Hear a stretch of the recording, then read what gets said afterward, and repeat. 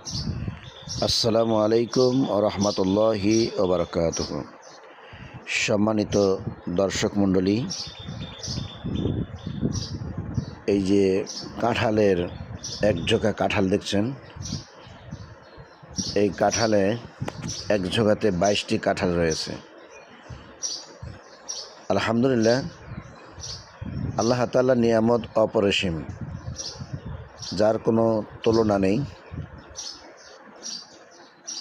আল্লাহর বান্দা যত বৃদ্ধি পাবে তত আল্লাহ তাআলার নিয়ামত তত বৃদ্ধি পাবে, এটাই বাস্তবতা।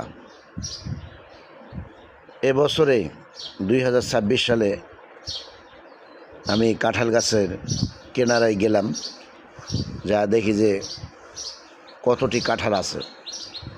দেখতে পেলাম যে এক ঝোঁকার মধ্যে, মানে একটি বোঠাতে 22টি কাঁঠাল। এত কাঁঠাল হওয়ার কারণ কি?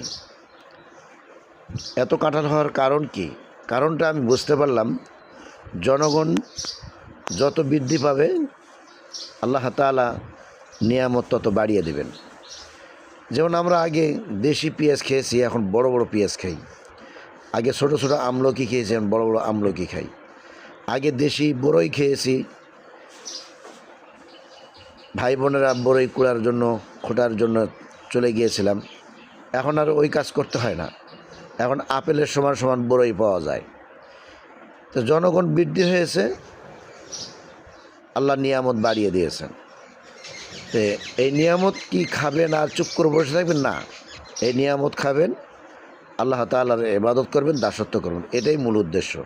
আল্লাহ তাআলা আমাদের সকলকে কবুল করুন। সকলে বলে আমিন।